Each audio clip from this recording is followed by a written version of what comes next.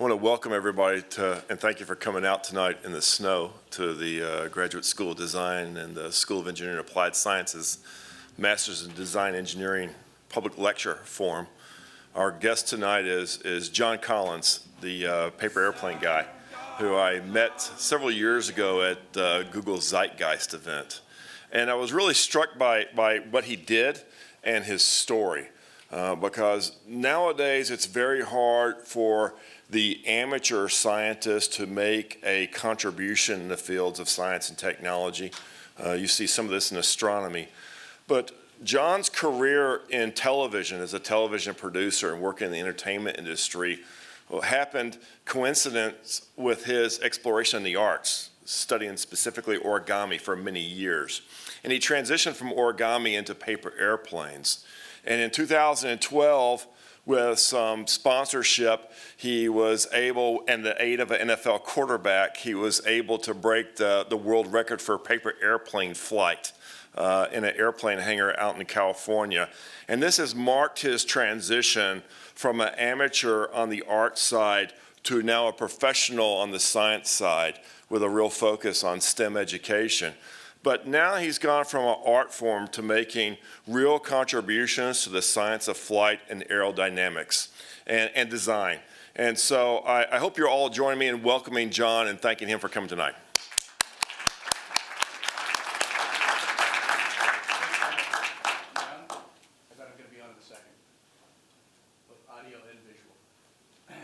Check, check. There we go.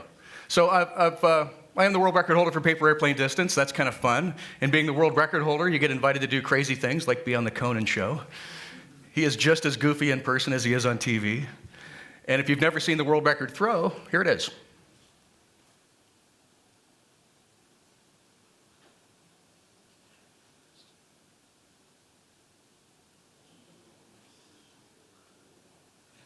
Slightly more exciting with sound, but that was an exciting day, yeah. So that was 226 feet, 10 inches. So it's about 75 yards, a little bit more. So quite a throw. The old world record plane looked like this, basically like a stick with fins. And the fins are angled just like the fletching on an arrow, so that if the plane rolls to one side or another, it doesn't matter. And you throw that plane, this ballistic dart, at a 45-degree angle, and just like any projectile, it just crashes into the finish line. You saw my plane actually fly that last third of the flight. So that's a big, big departure in terms of how a distance record is broken. And I think we're out past what you can do with a ballistic dart. This is going to be the new way, gliders. So this idea of big wings and little wings is really interesting, especially if you look at it from a biological standpoint. It turns out there's a biological reason that a bird can only be so big. And it has to do with surface area. And just as an example, if you take a small cube like this, and let's assume that one side is just one unit.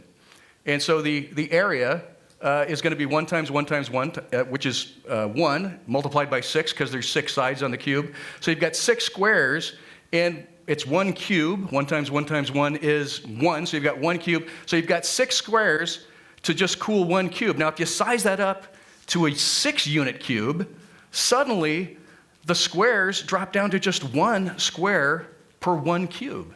So you can see that volume works against you, size works against you when it comes to flight, because the surface area is how you cool a muscle. You don't ever see muscles that are shaped like that. They're more cylindrical shaped, but the math holds up. The surface area needed to cool the muscle gets smaller and smaller in proportion to the volume of the muscle as you scale up a biological unit. And that's why mice can do many more times the work for their size than, say, like an elephant. Now, with regard to paper airplanes, big wings and little wings matter because all the planes you're going to see here tonight are folded from single sheets. That means they all weigh about the same. They all weigh 4.5 grams. And big wings don't have to work anywhere near as hard as little wings to lift that same amount of weight. So this red plane is a dart, and the yellow plane is a glider. And the difference in those air speeds is really just a difference in wing size. You can throw those back. I'm going to use them tomorrow. You think I'm joking. I'm doing an elementary school tomorrow. So some of you guys who know a little something about flight say that's a little bit of a cheat. You got different aspect ratios. Go ahead. Just aim right at me. You'll hit me. Well, maybe not.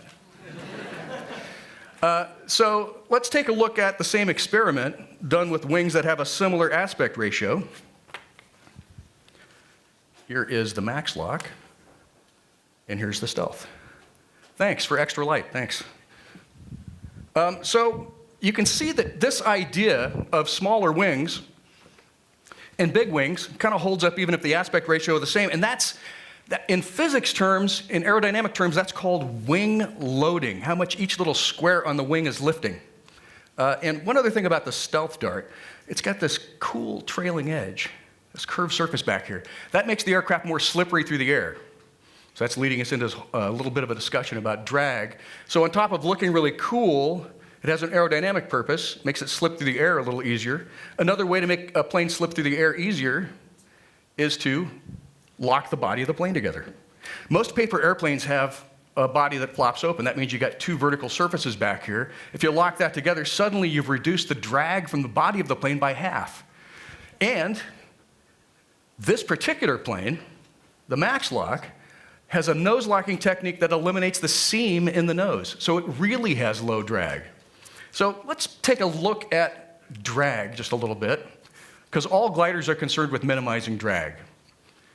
So drag is caused by the surface of the plane, and it's also caused by the shape of the plane. And if your plane just was flying level without descending at all, pretty soon drag would eat up all your forward speed, and it would stall and fall out of the sky. So the trade-off that gliders make is they're constantly trading a little bit of height for speed, because they go downhill a little bit just to pick up a little bit of speed so they can maintain that lift. So it turns out that for every unit here to every unit here, that's called the glide ratio. So you could say the glide ratio is 9-to-1 or 8-to-1, or Phil here is a professional glider pilot. He's flown planes with 45-to-1 or better. And the interesting thing about glide ratio, let's back up just a second. Interesting thing about glide ratio is that you may have heard of another ratio called lift to drag. That is exactly the same ratio. Why? Because those are the two parts that are playing a role in creating this glide slope. It's how efficiently the plane trades height for speed, is the lift to drag ratio.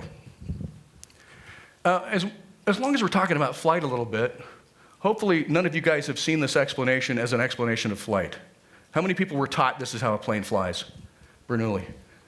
Okay, let's walk through this just for a second. So most people, or some people, it's a good thing that most people in this audience haven't been taught this, because it's incorrect. You've been told that these two runners hit the front of the wing and they have to get to the back of the wing at the same time. And the guy on top has to run further, therefore he has to run faster. That creates low pressure and that causes lift. Only one problem with that theory: it's complete twaddle. If you put this in a wind tunnel, what you actually see is the air on top gets to the trailing edge first. So what might be happening is that the air bunches up at the leading edge, causing a low pressure system downstream that the air then rushes in to fill. Notice that the cause and effect on these two ideas are exactly opposite. The other thing about Bernoulli is that if it's just Bernoulli and you flip the plane over and it's flying upside down, how would it stay aloft?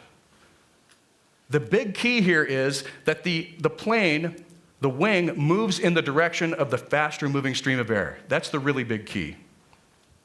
I wasn't really thinking about drag when I invented this plane. I was just thinking about doing a crazy kind of a plane with a cab over design and a stair-step wing. The little wing in front actually makes it a Canard design. We're going to talk about Canards a little bit later. But for now, just kind of a fun plane. Here's another fun one. I was interested in doing a twin-engine design. Again, all these are just folded. There's no cutting or gluing involved. And it should actually be called the twin nacelle. Nacelles are jet engine coverings. These are actually nacelles. I'm still working on the turbofan ducted prop folding technique. But for now, a pretty fun plane. This next one is pretty crazy. Hardest to fold plane in the new book. I was interested in see if I could do a ring in the nose. Actually, this is a Canard design as well. That ring in the nose doesn't make it fly any better, really, and it's really hard to fold, so if you get the new book, don't start with this plane. That's a bad idea. Not too bad for what it is, kind of a crazy bit of folding. Now, I mentioned earlier all my planes are folded from single sheets. That's not entirely true. This particular plane is 2 sheets folded together, and it's actually was a result of me figuring out how to do this plane. Anybody here do origami? One person, okay. Besides Phil. So this is a sync fold, and it creates pockets and tabs. So if you take the tabs from that guy and put them in the pockets of that one, you get this guy. But the interlock dart all by itself, pretty good flying machine. Almost got the camera. That's and if you put two of those together, you get one of these guys. Let's see if I can get this camera. Nope, just missed. This is a plane I'm particularly proud of. This is an international distance winner. It's not the world record plane, but it is a great plane for that particular competition. Now, the trick with this competition was you had to ship your planes all the way to Spain. And you're going, well, why would that be difficult? Because it turns out if you take a plane that's flying pretty good like that, and you put it in a box and hand it to the FedEx guy, yeah, you see where we're going here. If it rattles around inside the box and the tail feathers get bent just that much, a plane that was flying pretty good, no longer flying good. So step number one is beating the FedEx guy. How do you do that? You make a plane with hexagonal tail feathers. Hexagon shapes, one of the most structurally sound shapes you can make. You find them in honeycomb in nature. You find them in all kinds of high-tech sporting goods. You can really beat on the back of that guy. Almost got him. I'm aiming for you. That's right side up. You got it. Go ahead. Heads up. Ooh. Almost got you. Now, this is a plane that works exactly the way you might think. And the cool thing about showing off a maple seed is we can start to talk about center of gravity in a way that makes sense. So physicists say that planes rotate around, or any object rotates around, and translates through, that is, follow the trajectory of, the center of gravity. So a maple seed is a great way to talk about that. I'm going to throw it in just a second. I want you to find the center of gravity, okay? You ready? The center of gravity is the point where the plane is rotating around. So as the plane spins, part of it's going left, part of it's going right, but if you were going to draw a line for the trajectory of the plane, it would be following the center of gravity. Can you just see it? You want to see it again? How about you? Can you find it?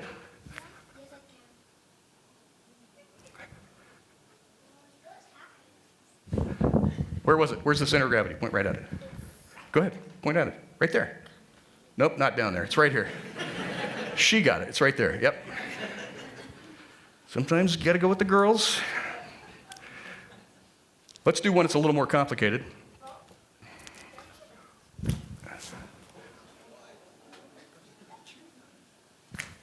Ha-ha!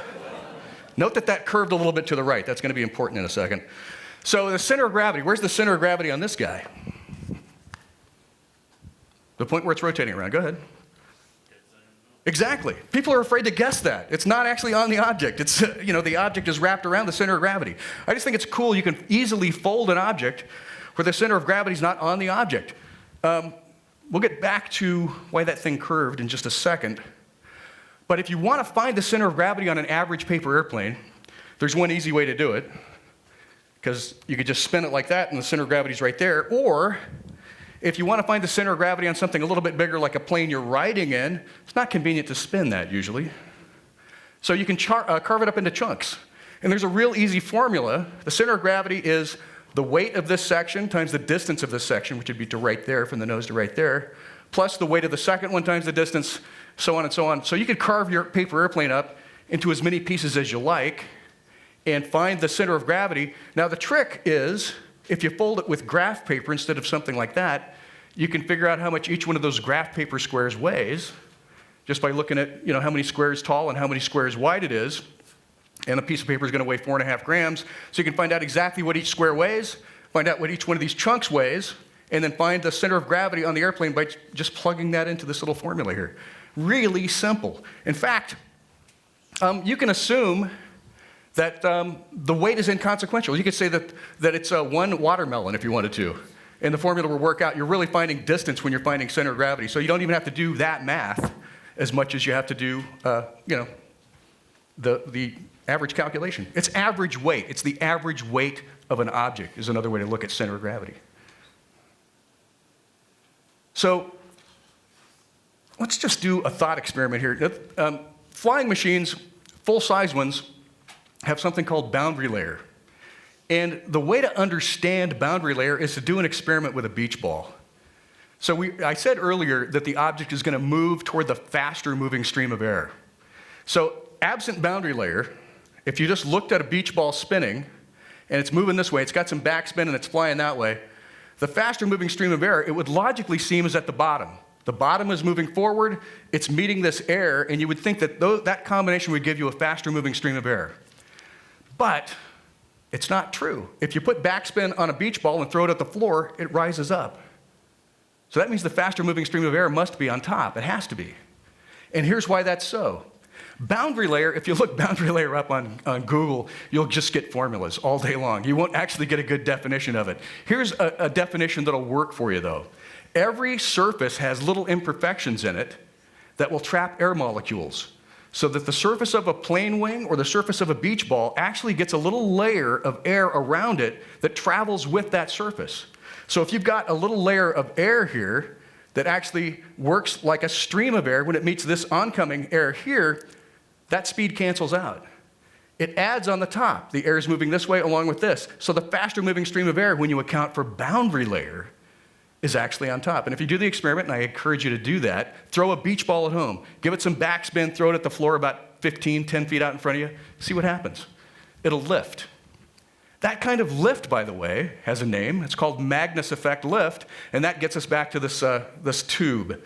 The Magnus effect lift, actually on a cylinder, it's called Kutajakowski.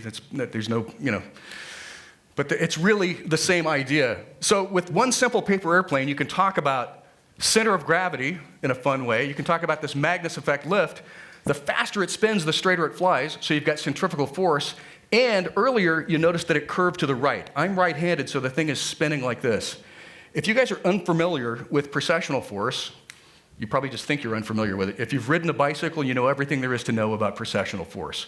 Bicycle wheel is rolling along like this. If you lean the top of it this way, 1/4 turn later, and at right angles to the axis of rotation, it deflects to the right. That's precessional force. So I'm spinning it like this. Because of Magnus effect, I get an upward thrust like this. 1/4 turn later, it veers to the right. Presto changeo, precession. Now, I studied origami for about 10 years. I was one of the first people to take all those origami tricks back to high-performance paper airplanes. And I'll be the first person to admit nobody really needs a swan head stuck to a paper airplane. But if you could, why not? Nobody really needs a pelican plane. That flies way better than you would expect, right? This plane is what I like to call a spectacular failure. It did not start out to be the bat plane. It started out to be the seagull plane. And you can see that I got the wing shape about right. But something really weird happened when I threw it for the first time. You have to watch closely. See the wings shake? So I'd never seen a paper airplane do that before, which is rare for me. Usually they do pretty much what I think. So that shaking mechanism there, it had me puzzled. I had never seen that. It took me about 2 weeks to figure out what was going on with this plane. And once I figured it out, I knew that if I folded the plane with much thinner paper, it would weigh less, and because of wing loading, it would fly slower. This is phone book paper. For you guys who may not have ever seen a phone book, it's like a non-volatile means of information storage. The first social networking idea. It didn't work out all that well. Yeah. Have you seen one before? Yeah.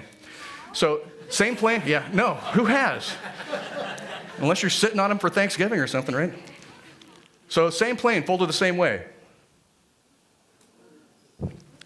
Crashed into the table. Let's go a little bit further out this way.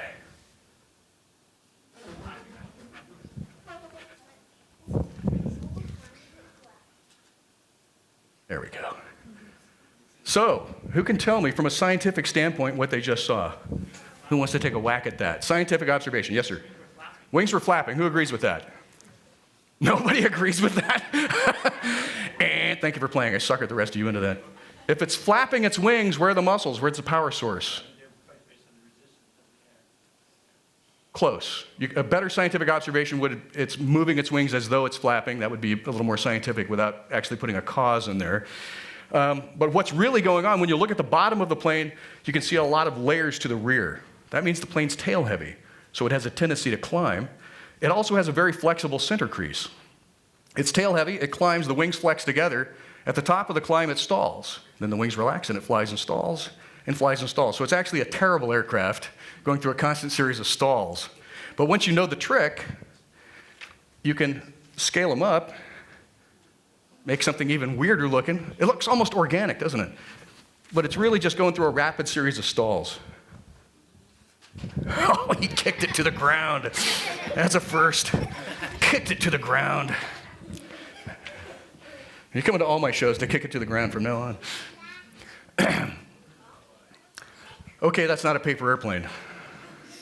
That's a really, really complicated piece of origami. 5 fingers on each hand, eyes, nose, mouth, tongue, horns, wings, a little peanut-sized umgawambwibi, just like our president, and that was a cheap shot. So 8 hours of folding. Somebody usually says at this point, paper airplane guy, you need to get a life. I hear that a lot.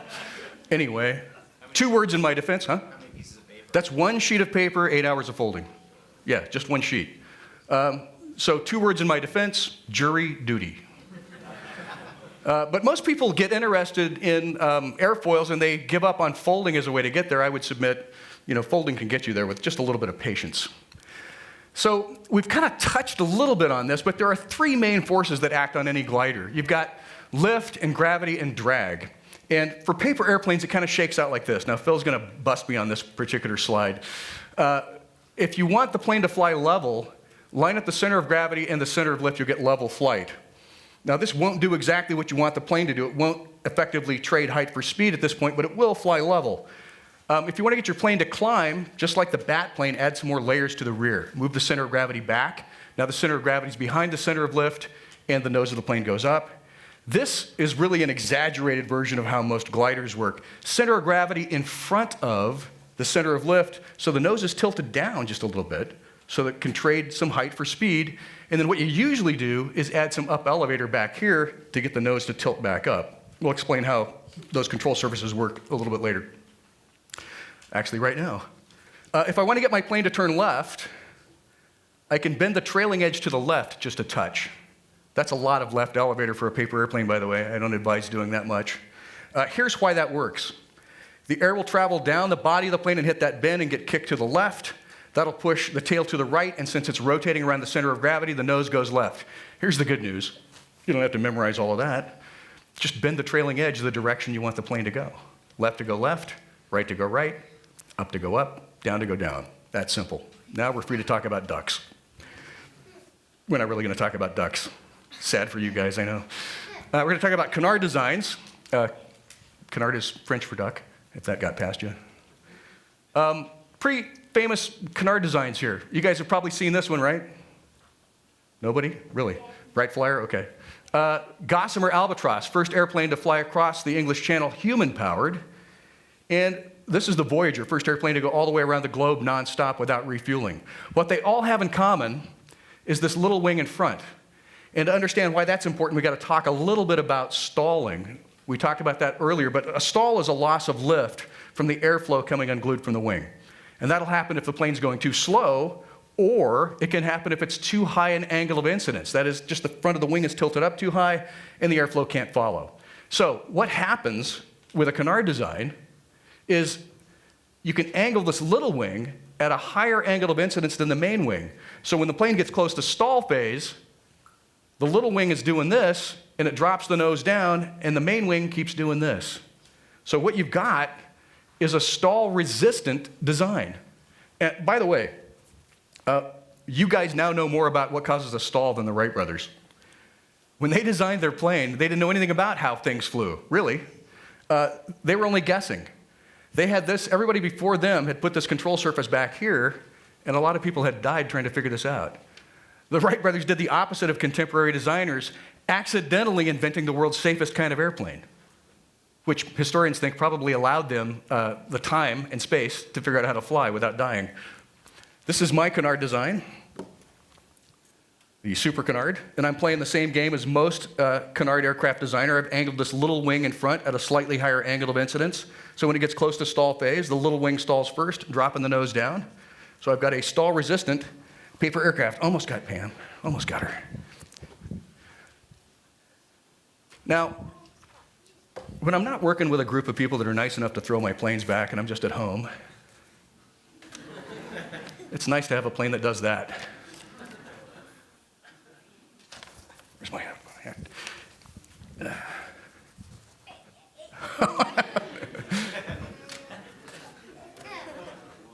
Aircraft juggling, it's been outlawed in some states.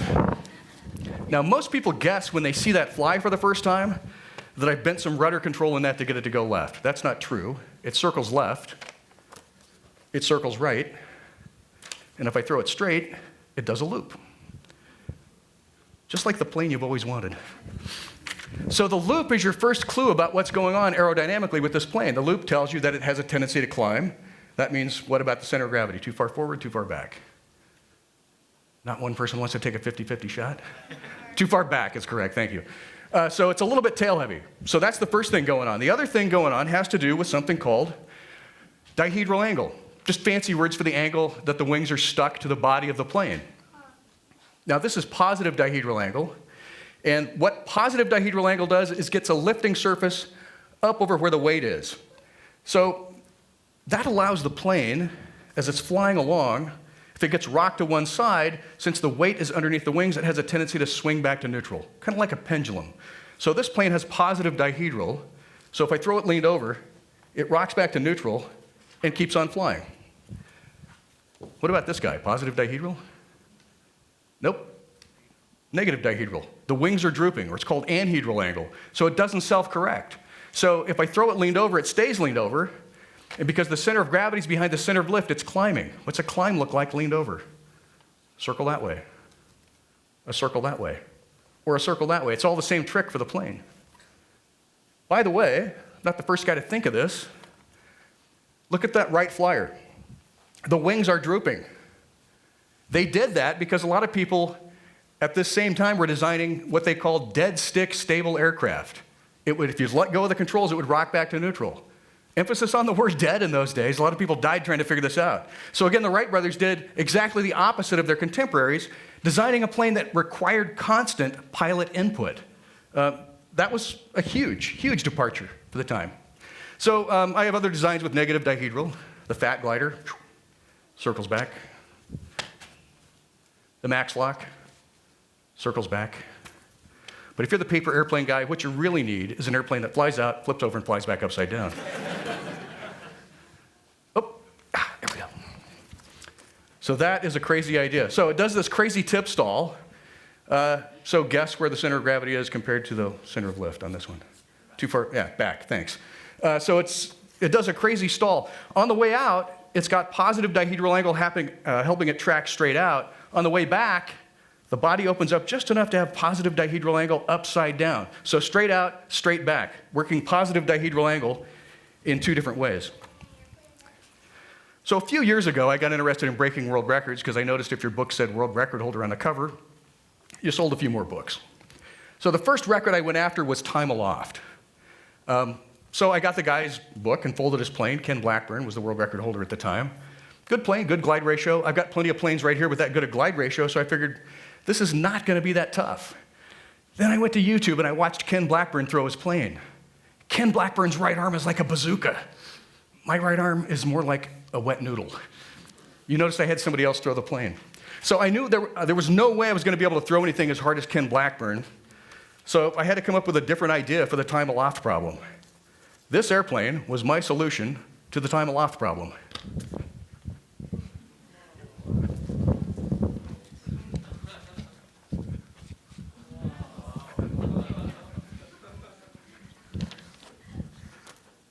Yeah. Phil has a whole book of these kind of planes. I've just got a few of them in my latest book. So I took this plane to the Exploratorium in San Francisco, and the world record was about 28 seconds at the time. So naturally, I flew my plane for 30 minutes. I'm showing off, really. Sent that video to the Guinness guys, and they said, wow, that is completely breakthrough. We have never seen anything like that. We are now going to have to rewrite the rules to forbid your kind of plane. So I didn't get the record, but I did get them to change the rules. And this is an interesting plane for a number of reasons. It's phone book paper, so it's super light. That means it has light wing loading, which means it doesn't have to fly very fast to stay aloft. But the other really important concept here is something called sink rate. Literally, the speed at which it's sinking toward the Earth. So this plane has a really low sink rate, moving downward very, very slowly.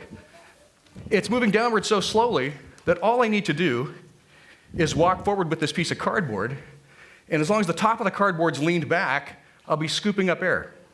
And as long as the air's moving up, the same speed the plane's moving down, it'll ride right there in that wave of air. I got another plane that flies that way, and this really is not an airplane at all. It doesn't fly in the conventional sense. It just falls. It's a strip of paper that's just made to tumble, and it's surfing a wave of air. It's called a tumbling wing, and it's super simple to make. The instructions are on my YouTube channel, The Paper Airplane Guy. Just one long strip of paper, one end is up and one end is down, one long edge is down, one long edge is up, a couple of structural creases just so it holds its shape down the length of the thing. Other than that, you can make these guys a lot of different sizes. This is made from tissue paper, like you might wrap a gift with. And it is small enough and light enough that just the updraft I can create with my hands keeps it aloft. Yeah.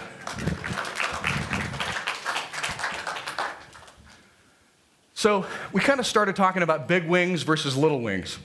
And there's another important difference in the way air behaves. That's kind of a misstatement. Air behaves perfectly consistently. There's another thing that little wings do to the airflow, and you can think of it sort of like a race car going around a track. The curve on this wing happens over the span of a foot or two. The curve on this wing happens over the span of a millimeter. So air molecules have mass, so if you make the turn too tight, they go flying away. So you can think of it kind of like this: smooth flow, called laminar flow, turbulent flow. So I use this idea of turbulent flow to create the world record plane.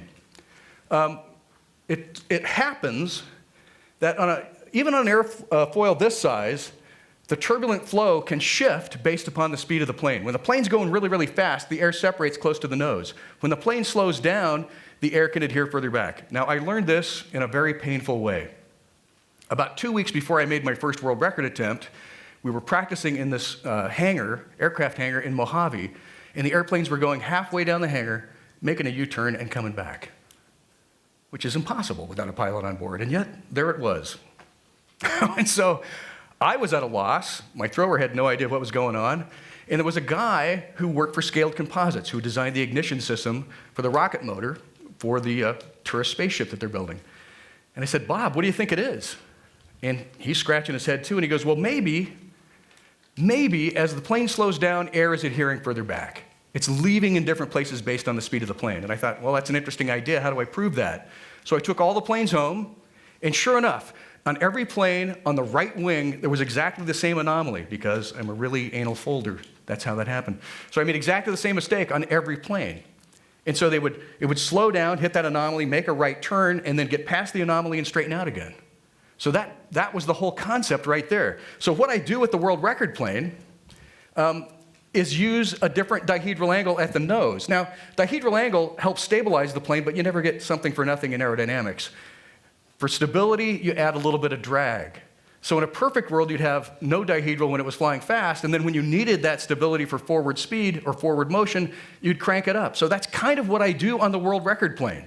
A flat dihedral at the nose, because it's going fast, it doesn't need that forward stability, so it has less drag when it's going fast, and then I crank it up mid-wing, so when the plane slows down, the airflow is now encountering a higher dihedral and stabilizes itself much better downrange.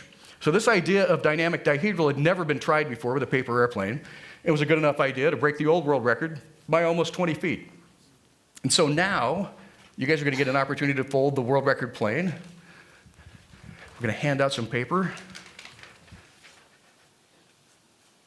I'm going to collect my planes back on the table while you guys are getting your pieces of paper together. I'm going to get mine.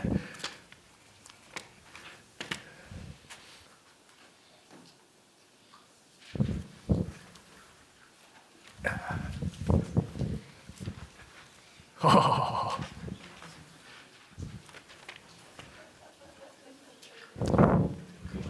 It came back.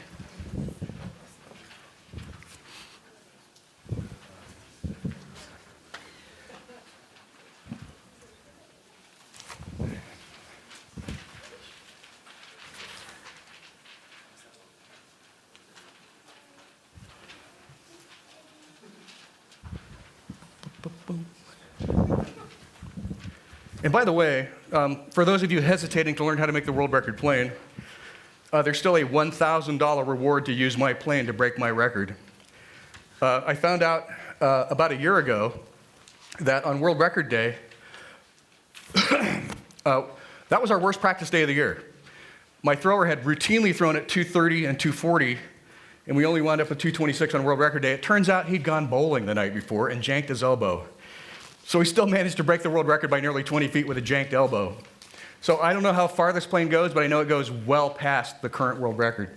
So I'm willing to give somebody $1,000 to fold my plane and throw it further than Joe. Everybody got paper? I guess everybody does it at once. Okay. So start with a short side up. There are 2 short sides on your page. I don't have paper.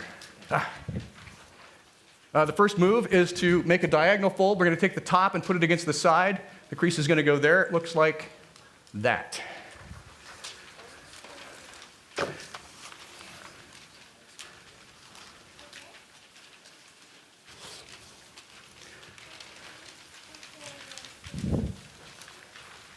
You can hold it up so I know that you've got the right move there. Yep.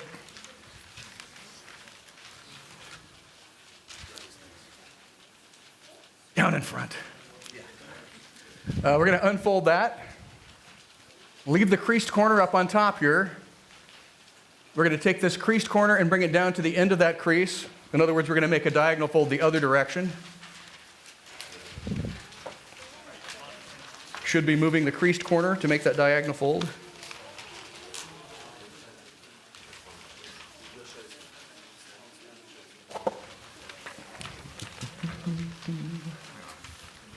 You got it? Take this corner and put it right there. You're getting there. Okay, unfold that. Now you've got a big X in the page. This is going to be important much, much later in the presentation, but just that's how you make an X in the page, diagonals both directions. The next move is a little weird, so you got to stay with me on this one. We're going to take this edge of the page from the creased corner down to where this crease meets the edge, just that much, and we're going to lay it against this diagonal fold here. It's going to look like that. So we're starting here, going there.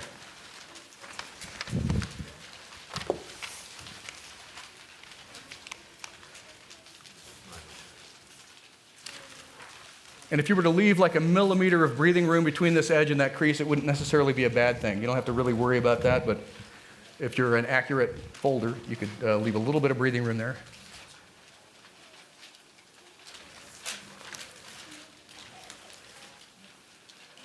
Apologies for not providing a folding surface. You guys are doing this the hardest possible way. We're going to do the other side, but there's a little bit of a shortcut. I'm into shortcuts. There's a crease that goes across here from that flap that you just made. Right here is the end of the crease. If you take this creased corner and put it at the end of that crease, like that, things line up pretty well for you.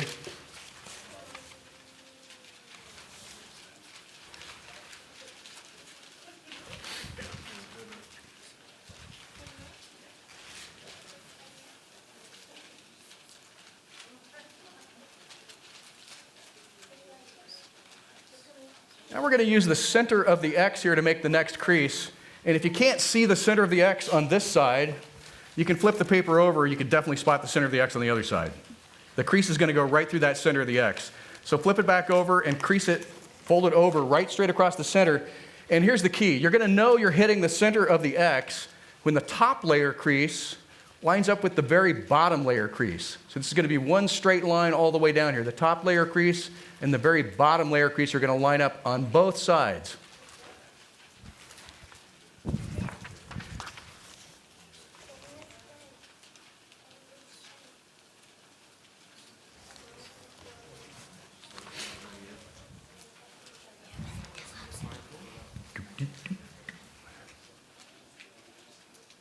You got it? One of the smartest guys in the world, and he's folding a paper airplane. Awesome. Now, the next move is going to require no new creases. We're going to use only existing creases. We're going to follow these creases that we took our time to line up. So we're just moving those 2 flaps down. So we're starting here and going there.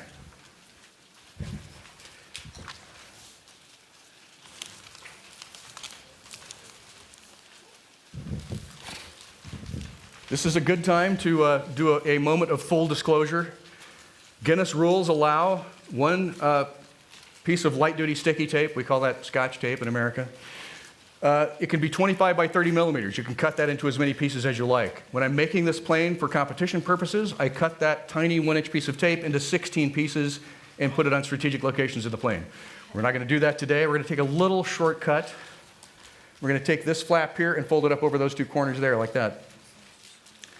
If you want to know how that works, it's on my YouTube channel, The Paper Airplane Guy. There's a half-hour video that shows you how to do that in excruciating detail.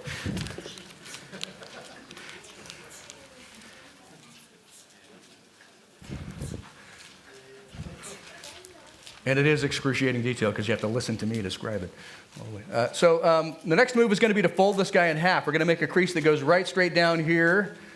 First flip it over and then make that crease. Again, it goes right straight down the center there. Don't be thrown by the idea the nose is pointed to the left here. I'm just getting ready to make wings.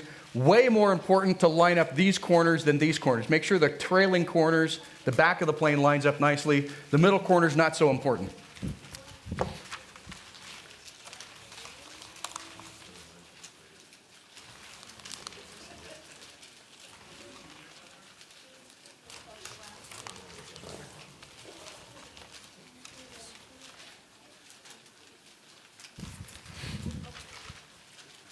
I know, folding up in the air is really, we're at the tough part of folding in the air here. Did you get, all the layers should be on the outside, kid. Oh, on the outside. Yeah, there you go. Next is making wings, and it's pretty simple. For this beginner version here, without tape, we're just going to do this long creased edge down to the base of the plane. It's going to look like that.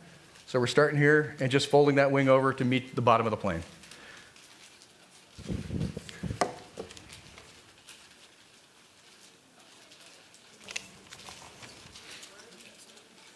You've got it figured out? Flip it over and fold the other one? Yeah, just like that. You got it. Yeah, just like that. Yep. Okay, you want all the layers on the outside to start with. Yep, that way. Yeah. Can you go back and repeat the last step? Sure. So we're just taking this long creased edge here and folding it down to the base of the plane here. So starting here, going there. We're just folding it over.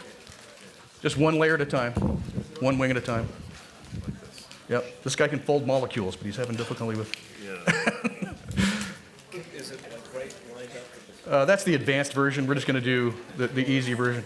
Yeah, so you do want to, yeah, just like that is the way you, yeah.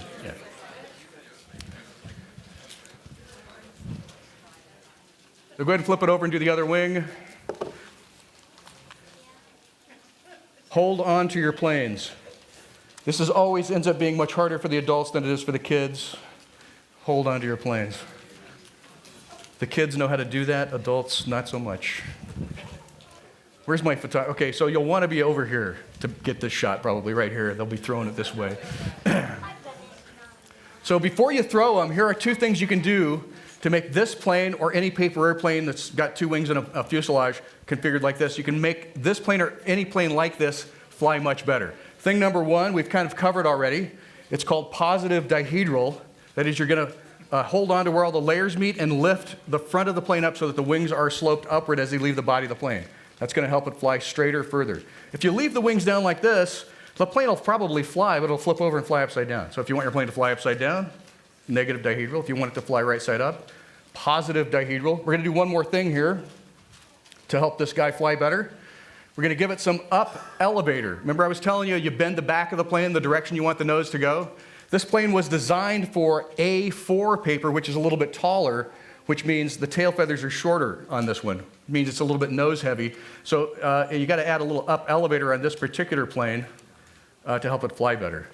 So we're all going to aim for this camera here, and there's going to be a countdown. It's going to go 5, 4, 3, 2, 1, and then throw. Don't throw on one. We throw on throw, okay? Positive dihedral, little up elevator. Everybody ready? Here we go. We're aiming for the camera now. In 5, 4, 3, 2, 1. Yes! Glorious chaos. Excellent. You kids can retrieve your planes. The rest of everybody can stay seated here. So I wanted to, before we get out of here, I just wanted to give you guys a little bit of insight into how I think about designing paper airplanes. Clearly, I think about designing paper airplanes too much. But one of the first airplanes that I saw that really intrigued me, that kind of sparked my imagination when it comes to paper airplanes, is this design. And I saw this, some of you guys may have seen this book before, the first International Paper Airplane Contest book. It's got a black and white cover, published in 1967. So I was like maybe 7 years old when I saw this book. And I was intrigued by this plane because it's got a big wing here and a big wing here. And because I'd never seen a paper airplane that looked like that, I assumed that this was the front of the plane. And then I found out it's not. That's the back of the plane. And that idea rocked my world as a 7-year-old. And it took me some time to figure out why that would be so. But we've just, you guys have seen the part where we talked about Canard design. But the idea that sticks in my head when I think about this plane and designing all paper airplanes is the reason this thing goes forward is there's less lift in the nose. And there's a certain similarity to a delta shape because it's got less lifting surface in the nose. And this was sort of what I keep going back to time and time again, is if you make the tail feathers bigger, you don't have to put as much weight in the nose. In fact, the weight in this particular nose is much, much lighter. I mean, the weight is all back here, so you really don't want any lifting surface. So there's this trade-off between how much lifting surface you need in the nose, depending on how much weight you pack into the nose. So here are two different approaches to world record time aloft designs. This plane on the bottom is the old world record holder. This is Ken Blackburn's plane. When I first became aware of world records, this is what the world record holder plane looked like. Look at all of the layers packed into the nose. Center of gravity very close to the nose, center of lift right behind. The new world record plane looks more like this. It's a delta shape, less weight in the nose. And if you use less weight in the nose, look what you can do. You can layer structural folds, structural layers back on the plane so it can survive the throw better. This is huge. And it's, it just goes back to thinking about shaping the plane where you put the more layers. Can you use more layers to make the plane stronger and fly better? So that idea, that plane with just two circles stuck on a stick has stayed with me. And right now, one more sheet of paper for everybody. I want to walk you guys through what is one of the most important bases in paper airplane making. It's called a water bomb base. And if you look up water bomb base, you'll learn why this is called a water bomb. You can actually fold this from a square and end up with a little paper balloon that you can fill with water and drop from a height. And I won't tell you that I've done that, but I will tell you it has a satisfying splat when you drop it from a couple stories. Pretty fun. Let me just give you one sheet here.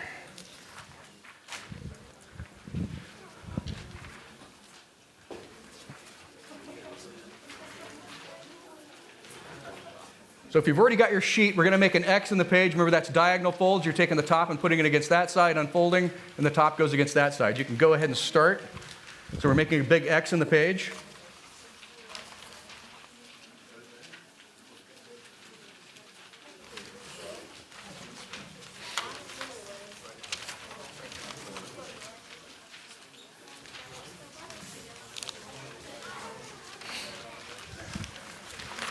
And there are very few things that happen fast in origami, or in paper airplane making, really. This base is one of the few things that actually is kind of magical because of the speed at which it happens when it comes together. Everybody got the X? Almost everybody.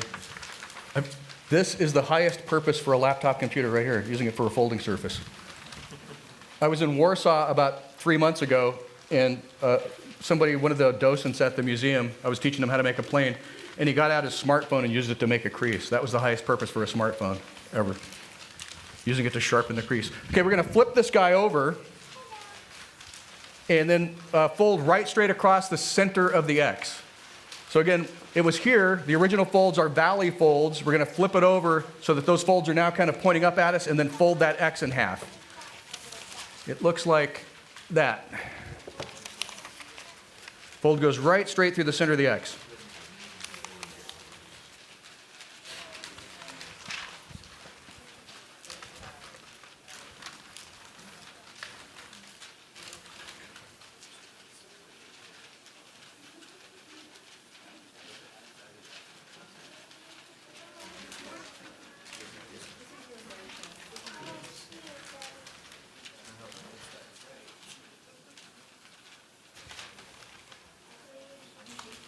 Everybody there? Okay. We're going to open that up so that it just sits like this. If you can hold it in one hand, maybe. You guys don't have a table to put it on. But if you can kind of hold it in one hand a little bit or put it on the chair next to you, if there's an open chair, and press down right where all of those creases meet. And you'll see the paper pop when you press down. So you're starting here, and just press down, and the paper will pop. Perfect, good. Once the paper pops, now you're going to just let the paper do what it's kind of already doing. You're going to bring the top down and the sides in, and it's going to come together like that. Okay, so see, this one had to go like that. Yeah. Press down there, it pops, and then. Yeah. Okay, yeah. So I love the idea how quickly that comes together. It pops, and then it all collapses, and you've done this amazing base with just 3 creases. And what can you use this base for? Well, all of these planes that you saw fly, they're all based on this. They all come from this design. It's an incredibly cool way to get a lot of layers in the front of the plane, and then you've got these flaps that you can do all kinds of crazy things with. So between this base and those 2 circles on a stick, that's really kind of my starting point for designing planes. And of course, you've got all kinds of crazy things like flapping wings and Canard design and all that other stuff. But really, this is where I started when I thought about planes. That basic delta shape versus a rectangular shape, and that idea of just being able to create an incredible base from just right there. So I think it's time for Q&A. Now that you hang on to this one, don't throw this one. Hopefully you guys will take this home and do a little experimentation, do your own design work. Thank our speaker.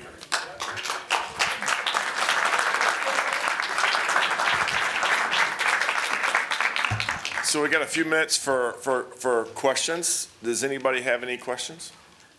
Yes, sir. I have 2. One, how often can you retry for the world record? Is there any regulation to that? There's no regulation. You can try the very next day if you want to. You get 10 throws on World Record Day. So why haven't you tried again? Because it's really hard. Okay. That's the short answer. The long answer is because 200 feet is beyond a calibrated measuring device. You can't use a cloth tape. You can't use a metal tape. They're not considered calibrated over 200 feet. So you have to hire a laser transit surveyor. You have to have judges. You have to have media coverage. So those people kind of frown on showing up 2 days in a row. And it costs money. What's the smallest plane that you could make to get to fly? That's a really good question. The smallest plane I've made is probably like from a gum wrapper kind of size, but you could do it smaller. The problem is forward momentum. So you don't have very much forward momentum when you get it lighter and lighter and lighter. So at some point it's tumbling like the tumbling wing instead of flying properly, creating lift from forward motion. Michael, So, just curious, when you're coming up with an airplane design. use the microphone. Thanks. So when you're coming up with an airplane design, would you say you think? Speak into the mic. Okay. Sorry. Mike should work the mic just fine, but he's not. Mike is. It's a little creepy. I speak here and I hear my voice over there. So, would you say you think mostly with your hands or mostly with your head before you come up with? I mean, I realize the correct answer is both, but nevertheless. So the answer is it depends. Some days I'll just sit down and start folding and see what happens. That's not very frequently. More frequently now I'll have an idea for a combination of shaping and weighting folds, and I'll do some of the folding in my head. And if it looks like it's going somewhere, then I'll actually use a piece of paper. Some airplanes, like this one that won the distance competition, the international competition, the original design goal was just to do a tunnel in the nose. But then I realized it would be a great candidate for shipping overseas because it had hexagonal tail feathers. And I just thought that looked cool. Mm-hmm. But it's actually really structurally sound, I assume the world record breaking airplane was mostly a head design. Or? Yeah, so that started as a riff on, because A4 paper is taller than regular paper, I have a plane called the Phoenix, this guy here, and it's a really good glider.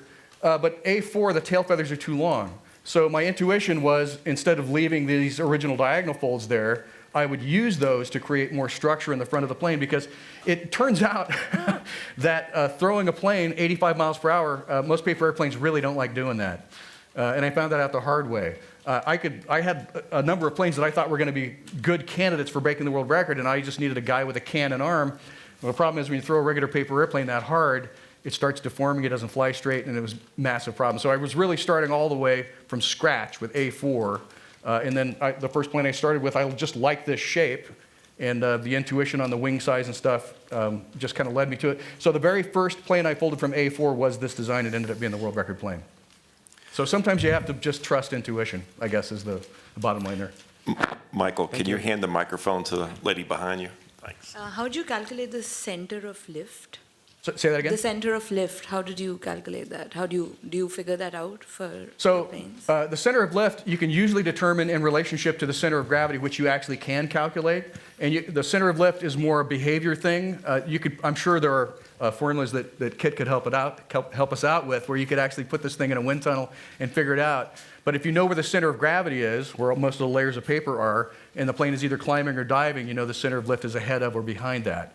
And when you're working with a paper airplane, it's easy enough to just shift the center of gravity a little bit compared to what it's doing behaviorally to get an advantageous position for that. So if it's climbing too much, you know, move some layers toward the nose, or make the nose a little more narrow. Or if you, I mean, there are, little fudges you can make with regard to a paper airplane, and just based on the way it's behaving. She shut you down. It was an evil trick. I'm interested in the inception of the whole thing. How did you start it with the whole adventure? Most people want to know how I got into this. I just never got out of it. I just started folding planes when I was very small. Got about as far as I could with just the stuff that I knew how to do, and then got interested in origami. Because that origami was really fascinating to me, because it's really maximum resource usage. You're starting with a flat sheet, and you can fold this whole array of stuff with a basic material that most people are throwing away by the ton. So I just thought that was an amazing art form. And then once I got the toolkit together from doing origami for a while, I thought, man, I'm going to take all this stuff back to airplanes. I can really move stuff around and shape stuff the way I want.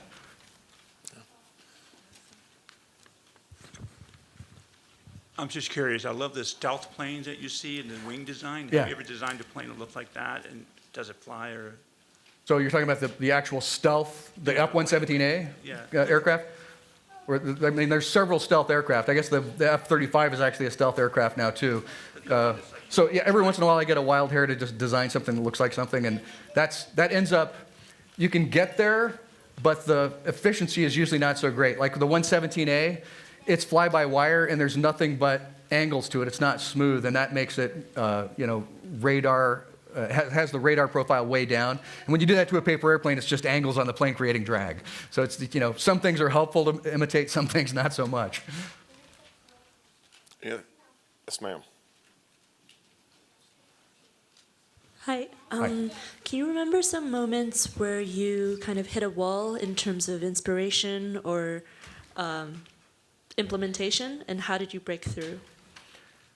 Well, I certainly felt like I'd hit a wall that day that the airplanes were making a U-turn and coming back. So, but in terms of having folding tools to bring to bear, just as an example, who knows how many ways you can fold a piece of paper in half? Just take a guess. So you can fold it. Say that again? How many times? No, how many ways? So you can fold it diagonal to diagonal, top to bottom, side to side. How many ways can you fold a piece of paper in half? The correct answer, there should be some geometry majors here. The correct answer is infinity. Once you find the middle of the paper, any crease you make through the center of the paper is folding the paper in half. So there's literally an infinite number of ways to just start. And so I never feel like I'm out of tools to come up with different designs. There's, that water bomb base is an interesting base, but there's squash folds and sink folds and pedal folds and reverse folds and all kinds of, other origami techniques to bring to bear. And it's like asking, could you ever run out of songs to invent? There's not that many musical notes, but infinite variety. Yes, sir. Do any of your designs like tear the paper or rip the Is the page always intact, or have you ever done any designs where you're actually like ripping the paper or cutting it? So that's, you know, it's not against any rule in particular. You can do anything you want with a paper airplane. But my particular concept for this was, in tearing, I wouldn't do tearing, that's really imprecise. I would cut if I were going to do that.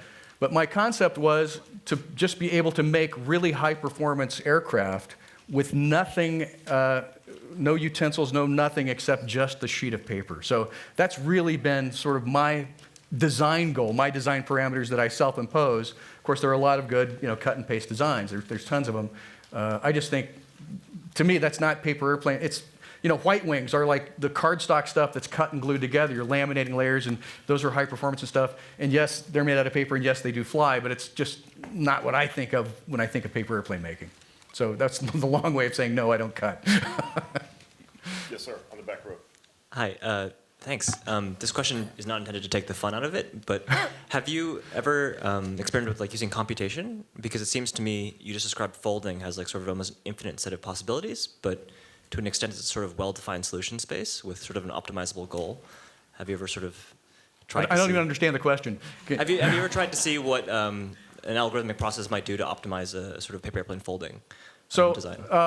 I've not personally done that. Robert Lang has done some work like that, where he decides that he wants so many appendages, like if he wants to do a reindeer with antlers and stuff, he plugs into his computer program the number of appendages that he wants and kind of weights it one direction or another, and it'll come up with a crease pattern, and based on rules that he's plugged into the program. So from that crease pattern, if you're clever enough, you can figure out how to fold this thing together. So that computational work has sort of been done. It's a little less productive when it comes to flying machines because you really don't want all those appendages sticking out. You know, I've done planes with landing gear and stuff, but really good gliders, good distance planes, they tend to not have all those shapes sticking out and doing crazy stuff. So I can dream up plenty of stuff on my own without plugging it into a computer. I think we got time for one more question. Are there any other questions? Yes, sir. I just want to say I'm a big fan of yours. Thank you.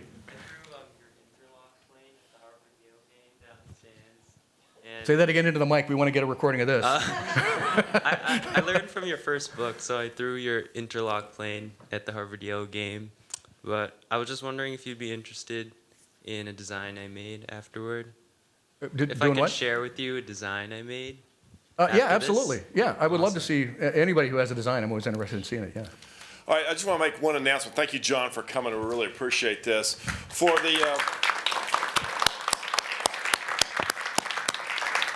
the C students, the School of Engineering and Applied Science students, and the Graduate School of Design students, there's going to be a workshop tomorrow that John will be leading.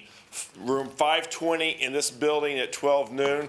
So if you're a C student or a GSD student, you're welcome to come, and you can learn how to make some of these paper airplanes. Just one last thing before we go. I love coming to places like this because I happen to believe science is incredibly important.